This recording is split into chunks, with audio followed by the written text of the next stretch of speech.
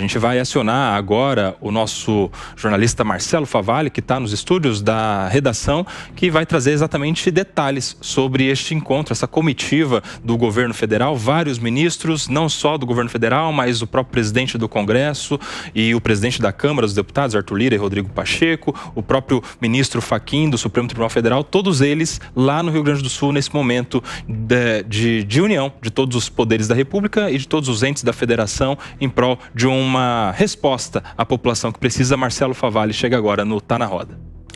Boa tarde, Nelson Kobayashi. Boa tarde a todo mundo que pertence aí, que faz parte da roda de debates. Uma saudação especial a todo mundo que nos ouve pela rádio, que nos assiste pelas nossas múltiplas plataformas. Queria pegar um trechinho do pronunciamento do ministro-chefe da SECOM, da Secretaria de Comunicação, o ministro Paulo Pimenta, que ele falou de mais de 10 mil salvamentos feitos pelas equipes não só do Rio Grande do Sul, mas também por essa enorme corrente de solidariedade de outros estados do país, mas salientando que informações do próprio Rio Grande do Sul, de autoridades oficiais do estado, obviamente, que ainda há muitas pessoas, tanto desaparecidas, esse número passa de 100, e também há pessoas localizadas em pontos isolados que as equipes de resgate ainda não conseguiram alcançar, por isso que a gente está nessa cobertura incessante ao longo da semana, desde que o Rio Grande do Sul deu os primeiros sinais de alerta de que a chuva poderia produzir uma tragédia, estamos acompanhando aqui minuto a minuto. Agora, Nelson, chego no tema ao qual você me chamou.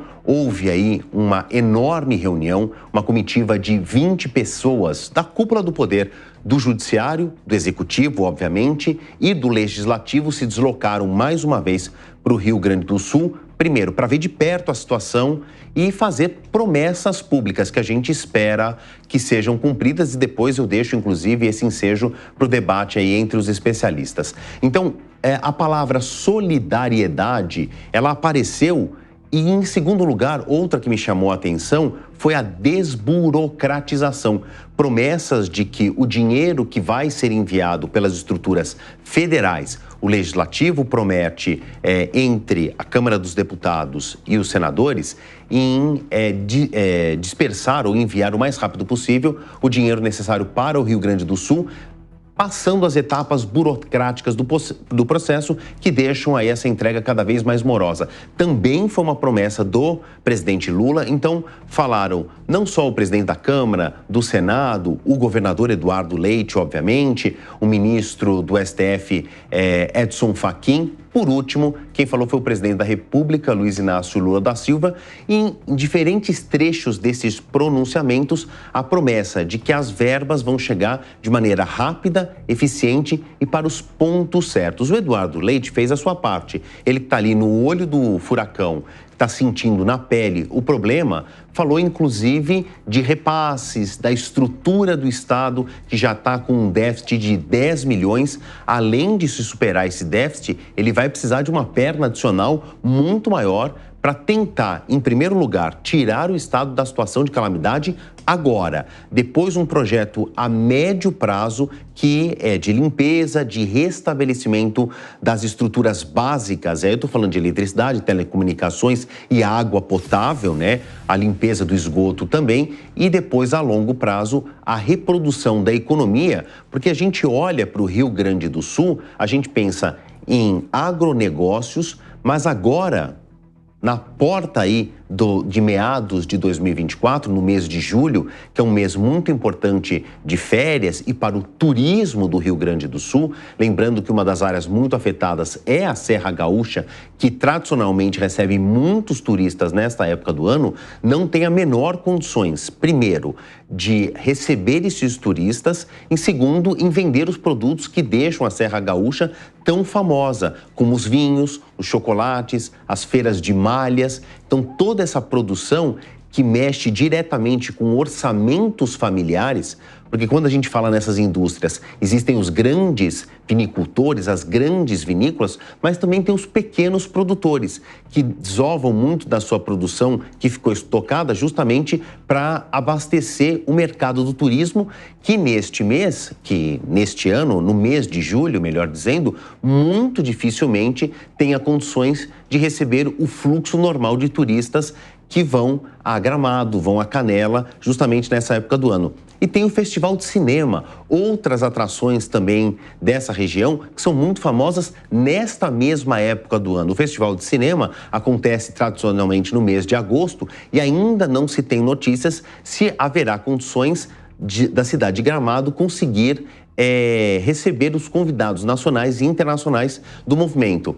Claro que o Festival de Cinema é uma estrutura nacionalmente famosa, mas existem outros eventos locais que mexem muito com a economia regional, a exemplo de feiras agrícolas, que também acontecem nessa mesma região, e não se tem a menor condição de saber hoje se vai ser capaz de ser levado a cabo esse tipo de evento. Então, o governador Eduardo Leite está pedindo não só um dinheiro e agilidade para planos de curto, médio e longo prazo, viu, Coba? Muito bem, Marcelo Favalli trazendo os detalhes aí desse encontro de autoridades hoje lá no Rio Grande do Sul para solucionarem de alguma maneira esta situação de tantas pessoas, mais de 100 mil pessoas fora de casa, mais de 75 mortes. Mais cedo, justamente nesse encontro, o presidente Lula e o governador do Rio Grande do Sul se reuniram ali com autoridades para tratar dessas ações de ajuda ao Estado. De cara, o prefeito de Porto Alegre, Sebastião Melo, fez um apelo devido à falta de suprimentos na região. A gente tem um trecho para acompanhar agora. Que dispor todos os recursos que tem. Está faltando barcos na cidade, está faltando botes na cidade, está faltando coletes na cidade. Estou falando da cidade minha, mas estende para muitas dezenas de municípios. Mas também nós temos que preocupar com os suprimentos. 70% da cidade já está sem água. E eu não tenho como recuperar tratamento de água do jeito da altura do rio. Então nós temos que ver o que fazer. Os caminhões-pipas já estão quase sem diesel. O oxigênio está terminando para o Rio Grande e para a nossa cidade também. O hospital de Mãe de Deus, tive que evacuá-lo com 280 pacientes, porque todo ele foi tomado pela água. Então eu acho que nós temos que concentrar, Pimenta, ministro, salvar vidas nesse momento, e depois reconstruir vidas. Aí, manifestação do prefeito de Porto Alegre, Sebastião Melo. O governador do estado, Eduardo Leite, também falou e ele fez um balanço dos locais atingidos, mortos, desabrigados e desaparecidos. A gente também tem o trecho para acompanhar. É a maior catástrofe climática do Rio Grande do Sul, 332 municípios afetados no nosso estado, 15.192 pessoas tinham sido mapeadas em abrigo, mas esses números aqui são absolutamente preliminares, porque não está dando nem para medir ainda exatamente quantas pessoas estão em cada um dos abrigos. A gente tem ainda muitos desaparecidos, 100 desaparecidos, mas eu insisto, passar na próxima lâmina tem os óbitos, 75 óbitos, mas esses números vão, infelizmente, ainda agravar muito. Tá aí, manifestação também do governador do estado falando sobre os números assim assustadores, mais de 300 cidades, dá para imaginar 300 cidades atingidas, algumas delas totalmente debaixo d'água, um hospital inteiro que foi citado ali pelo prefeito de Porto Alegre, que precisou ser evacuado, tira todos os pacientes de um hospital para o outro. Diego Tavares, que situação? Pois é, Nelson, e o governador Eduardo Leite chegou a comentar que seria necessário um plano semelhante ao Plano Marshall para a reconstrução do estado do Rio Grande do Sul. O Plano Marshall, que para quem não sabe, enfim, foi o plano americano para a reconstrução dos países após a Segunda Guerra Mundial. Mas, de fato, pelas imagens fica muito claro, não precisamos de muitos dados, muitas informações para constatar que, de fato, a destruição é total. Outros dados também importantes que foram divulgados a partir dessa coletiva, parece que o lago, próximo à capital do Rio Grande do Sul, atingiu uma altura da água histórica, que não era atingida desde 1941, são mais de 5 metros de água. Então, é muita coisa. É como foi dito aqui o tempo todo, ninguém consegue nem imaginar uma coisa dessa. Imagina você ter na sua casa e subir uma altura de água de 5 metros, enfim.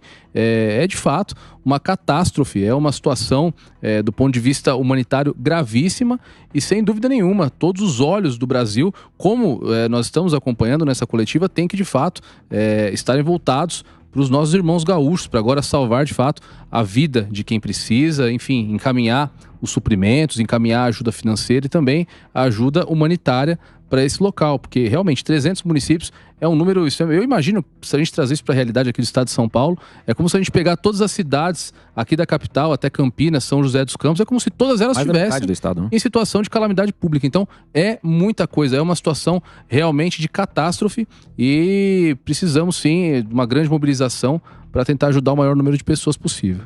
E assim como um balanço da situação do Estado que fez o governador Eduardo Leite, o ministro Paulo Pimenta atualizou a situação de resgate e ajuda à população. A gente também tem esse trecho para acompanhar. Foram atualizados os números, são mais de 20 mil salvamentos, 20 mil pessoas que foram salvas, 32 aeronaves, presidente, helicópteros, mais de 100 botes, barcos, trabalhando com pessoal especializado, e entre o efetivo mobilizado pelas Forças Armadas, Governo Federal, Governo do Estado, voluntários, nós temos aí um grupo de cerca de 15 mil pessoas que nas últimas 24 horas trabalhou de forma ininterrupta, senhor presidente, para que esses salvamentos pudessem ser feitos.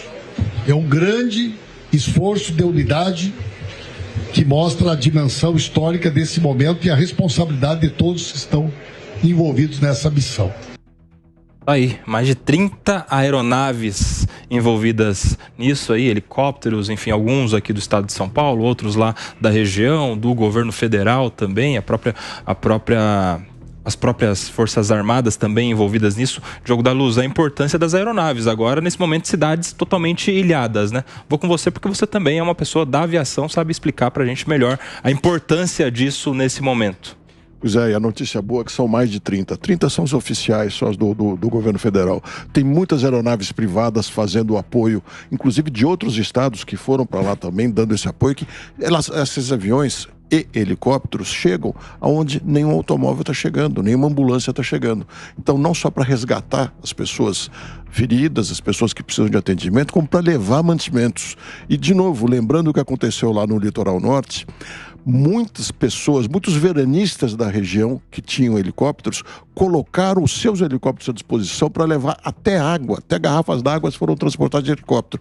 Então, as aeronaves são muito importantes nessas horas, estão fazendo um trabalho intenso, especialmente a partir de hoje que o tempo melhorou e permitiu o voo por quase todo o estado. E aparentemente amanhã poderão fazer isso também. Agora, queria emendar também falando sobre o Plano Marshall, que o governador trouxe, que acha que será importante. Um novo Plano Marshall para recuperar o Rio Grande do Sul, é importante que se entenda do começo ao fim, né? Porque logo depois da guerra veio o Plano Morgenthau, que definiu que a Alemanha deveria virar apenas um país agrícola. Desmontaram toda a estrutura industrial de produção de aço da Alemanha, que era importante para a Europa inteira. Aquilo acabou causando uma recessão muito grande na Europa. E os Estados Unidos, vendo que a Europa estava com uma tendência maior a aceitar o apelo populista do discurso comunista diante de tantas pessoas pobres, a gente sabe que a pobreza torna as pessoas mais suscetíveis ao discurso populista. Aí criou-se o Plano Marshall, que levou dinheiro para eles. Levou coisa, falando em dinheiro de hoje, seria coisa como 100 bilhões de dólares. Mas o mais importante é que o plano dizia: o dinheiro só será dado ao país que controlar a sua moeda, acabar com a inflação e abrir as suas portas de comércio para com os outros países. Então, o que realmente funcionou do tal Plano Marshall foi a simplificação e abertura da economia. Se o Brasil fizer isso, aproveitar esse momento para simplificar a tributação do Rio Grande do Sul, por exemplo, se dissesse por 6 meses ou por 1 ano, por 2 anos, não sei quanto tempo, não se cobrará mais impostos ou se reduzirá drasticamente os impostos nessas regiões. Certamente haveriam muito mais investimentos. E se estimular o comércio entre todos os países, isso sim vai fazer o Rio Grande do Sul crescer muito mais rápido.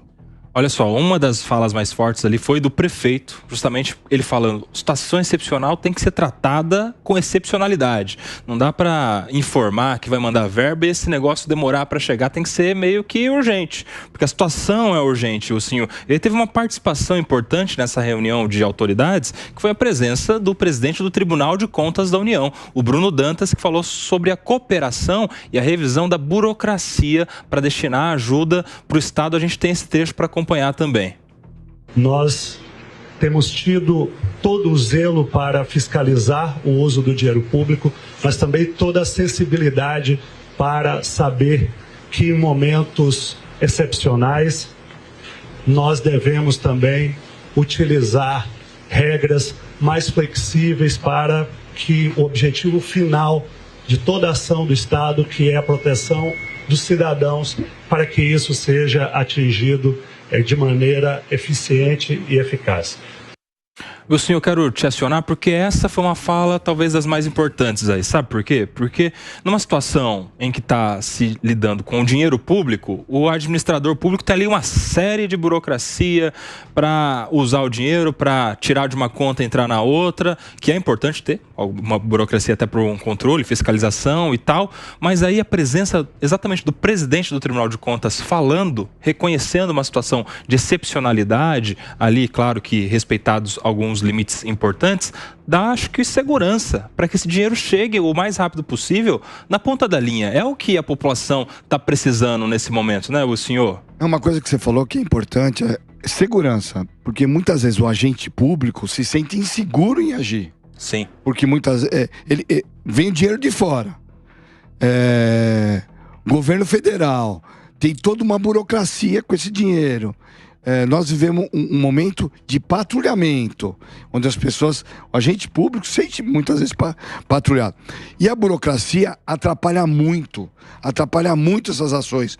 Porque você imaginar, para você mandar um helicóptero de São Paulo para o Rio Grande do Sul e para usar o dinheiro público de São Paulo no Rio Grande do Sul, você tem que conversar com o Tribunal de Contas, fazer uma tratativa de documentação entre os dois estados para mandar o helicóptero.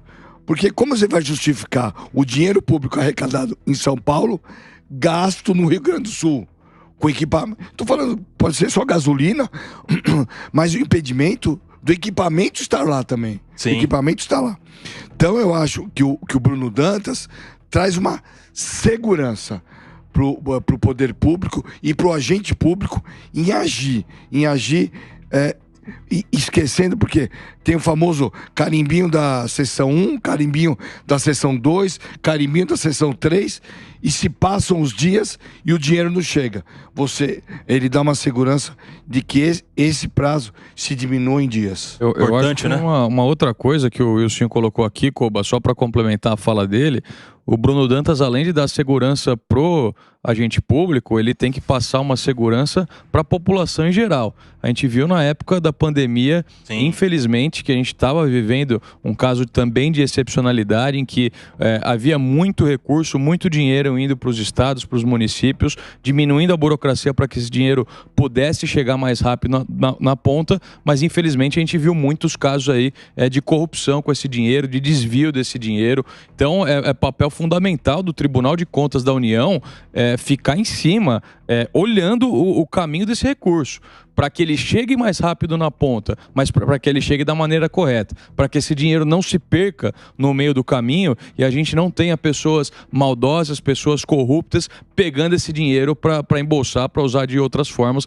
que não a ajuda humanitária para essas pessoas que estão precisando. Importante isso, né, Diego? Porque, claro, ele está ali para diminuir a burocracia, para dar uma segurança para os gestores públicos, mas também para dizer que está presente, que também não é de qualquer jeito que o Tribunal de Contas está participando desse momento de união dos poderes, das instituições, dos entes federativos, para resolver a situação da população, mas com presença ali efetiva do Tribunal de Contas da União.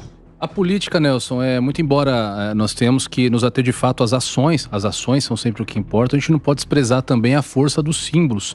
E tem uma simbologia muito forte ver numa bancada, numa mesa, sentado o governador do estado, o presidente da República, o presidente da Câmara dos Deputados, um representante da Suprema Corte, um representante do Tribunal de Contas. Dá para a população que está de fato sofrendo muito, que está num momento de muita fragilidade, uma certa segurança de saber que todo o poder público, toda a máquina estatal, da esfera municipal à esfera federal, passando pelo Legislativo, Executivo e Judiciário, estão focados na resolução do problema, em entregar, de fato, uma solução ou ao menos amenizar a situação grave da população do Rio Grande do Sul. E concordo com o que disseram os colegas aqui. A presença do presidente do Tribunal de Contas nesse sentido é muito importante e acho que o Tribunal de Contas está até mais experiente nesse tipo de gestão de recurso em caráter de urgência, porque, como disse aqui o Macris, tivemos a pandemia, que foi uma distribuição de recursos muito grande para todo o Brasil. Agora é uma distribuição de recursos mais centralizada, é do Brasil todo para o Rio Grande do Sul.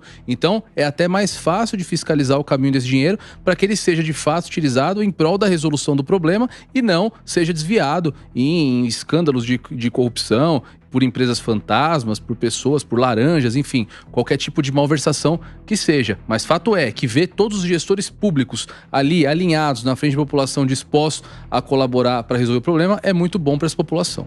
Até porque, né, o Ricardo Rossi, se o cara quer praticar corrupção com esse tipo de dinheiro, né, nesse tipo de situação, o cara tem que ser punido, preso, tem que ficar um tempão aí respondendo à justiça, porque é desumano pensar em qualquer tipo de corrupção nesse momento. Nesse momento que se pensa em humanidade, em solidariedade, em ajuda, em estender a mão para tantas famílias que estão assoladas no Rio Grande do Sul, né, Rose? Verdade, Nelson. O momento é de solidariedade, o momento é de desburocratização e ver todos os agentes públicos que nós vimos sentados naquela bancada, do presidente da República ao presidente do Tribunal de Contas, é extremamente importante. Agora, eu acho que você falou uma coisa importante, Nelson. A presença do presidente do Tribunal de Contas ali diz: nós vamos sim ter sensibilidade para desburocratizar e para entender que momentos como esse precisam de uma atenção especial. Porém, nós vamos fiscalizar. Porque nós sabemos que, apesar de toda essa dor que o povo do Rio Grande do Sul está sentindo, todos nós, direto ou indiretamente, estamos sentindo, toda a solidariedade do brasileiro, tem sim pessoas ruins, pessoas que querem se aproveitar desse momento e da facilidade que, eventualmente, a desburocratização que deve existir nesse momento pode trazer para agentes que são pessoas ruins. Então, nesse momento, está todo mundo unido. Daqui 3, 4 semanas, no processo de reconstrução dos municípios, aí você tem agentes que eventualmente, como aconteceu na pandemia, vão se aproveitar dessas brechas que estão sendo criadas para ajudar a população, que é a população a prioridade do Estado, de todo agente público, para poder fazer mau uso do dinheiro público. Então, o Tribunal de Contas tem que estar em cima, sim, seja o da União, seja o dos estados também, para que se evite desvio de dinheiro público e a população seja, mais uma vez, além da tragédia, seja prejudicada no desvio de dinheiro público. E além de prefeitos, do próprio governo federal, na pessoa do presidente Lula e de tantos ministros de Estado que estavam ali convocados para participar deste evento, dos representantes do Poder Legislativo, tanto o presidente da Câmara, Arthur Lira, quanto o presidente do Senado e do Congresso, Rodrigo Pacheco, também esteve presente o ministro do Supremo Tribunal Federal, Luiz Edson Fachin, que é o vice-presidente da Corte, e falou também, em especial, sobre doação de recursos. A gente tem esse trecho para acompanhar. O Poder Judiciário brasileiro está presente para unir os seus esforços a fim de salvar pessoas e reconstruir o Estado do Rio Grande do Sul. No âmbito de suas atribuições, o Poder Judiciário não apenas estará atento para responder de maneira rápida, mas também para tomar as providências que foram cabíveis e que forem cabíveis, algumas delas já tomadas, como a destinação de recursos pecuniários de multas e sanções criminais para fins humanitários. Aí, Diego Tavares, presença também do Poder Judiciário neste evento, que mostra que toda a República estava ali reunida. Poder Executivo, Poder Legislativo e Poder Judiciário. Como eu disse, Koba, tem um símbolo muito forte aí, e o ministro Fachin de fato mostra que não está ali só pela representatividade, né? Diz de fato que o Poder Judiciário pode fazer com a destinação das multas, dos processos penais, enfim, tem a possibilidade de fazer algo de concreto pela população do Rio Grande do Sul. Mas pode fazer muito mais do que isso também, né? Vamos lembrar que muitas situações a respeito do que está acontecendo agora vão ser judicializadas. Se o ministro Edson Fachin e todo o Supremo Tribunal Federal trabalharem para que o Poder Judiciário tenha uma entrega da jurisdição mais rápida do que, infelizmente, nós temos hoje no Brasil, certamente também vai ajudar para amenizar a situação dos nossos irmãos gaúchos.